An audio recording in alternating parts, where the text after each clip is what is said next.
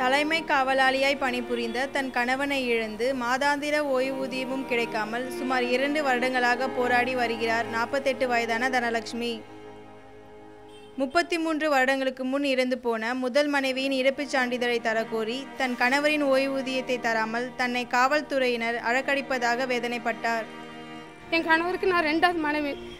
மனைவி இறந்துட்டாங்க. அவங்க இறந்து 33 வருஷம் ஆயிடுச்சு. அதனோட இறப்பு சான்றிதழ் கேட்குறாங்க. அது என்கிட்ட இல்லை. என் கணவர் என்ன ரிஜிஸ்டர் மேரேஜ் பண்ணி கொண்டாங்க 1988. அதனோட நகல் என்கிட்ட இருக்குது. நான் அதையெல்லாம் கூட அதிகாரிங்கிட்ட காட்டினேன். அவங்க முதல் மனைவியோட இறப்பு சான்றிதழ் கேட்குறாங்க. என்கிட்ட அது இல்லை.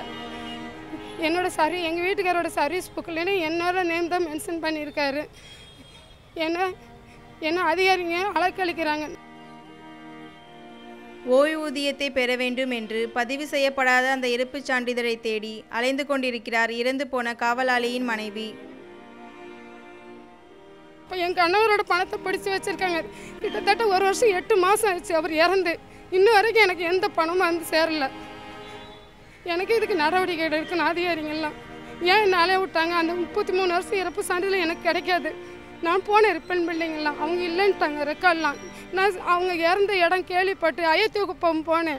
10 வருஷம் ரெக்கார்டு தான் இருக்குன்னு அண்ணாசகத்தில் சொன்னாங்க. இல்லைன்னு சொல்லிட்டாங்க. ஆனால் பதிவு பண்ணவில்லைன்னு எங்கள் அத்தை சொல்லுவாங்க. அவங்களோட இறப்பு பதிவு பண்ணலைன்னு. நான் எங்கே போவேன்?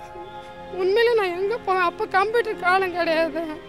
அவங்க சொன்ன வருஷத்தை வச்சு நான் மூவ் பண்ணேன். எங்கெங்கேயோ போனேன். அந்த நேமை வச்சு இல்லைன்னு சொல்லிட்டாங்களே.